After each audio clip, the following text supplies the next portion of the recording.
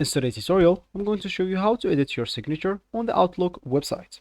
So first of all, of course, all you need to do, just go and open the browser that you're going to use to follow this tutorial steps with. So of course, here in my case, I'm actually using Brave, but of course, in your case, you can use any other browser, could be possibly working for you. Once you open your browser, just go here to the URL section and type outlook.live.com and hit the enter button.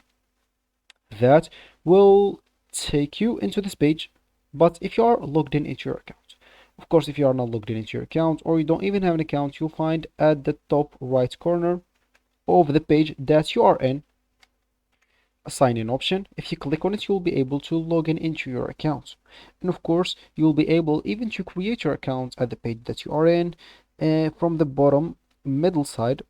And of course, if you click on it, as I said, you will be able to create your account. Of course, once you did one of those options, you'll find yourself here with this home page or this main screen.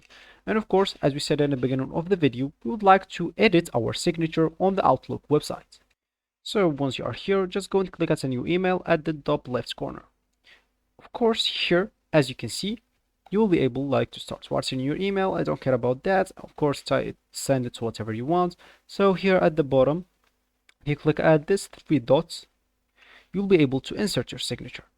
Of course, for me, as you can see, they insert nothing because I didn't even had any signature. So for you, you will have to click at the top right corner settings option, then search here and type signature. As you can see, email signature, just go and click on that. And here you can add a new signature.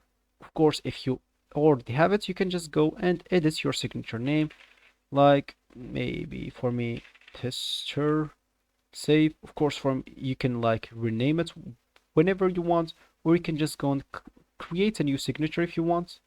And of course, you can change a lot of other settings if you want. So now you'll be able to start inserting it wherever or whenever you want. So this will be actually for this tutorial. I hope you like it. Thank you guys for watching and goodbye.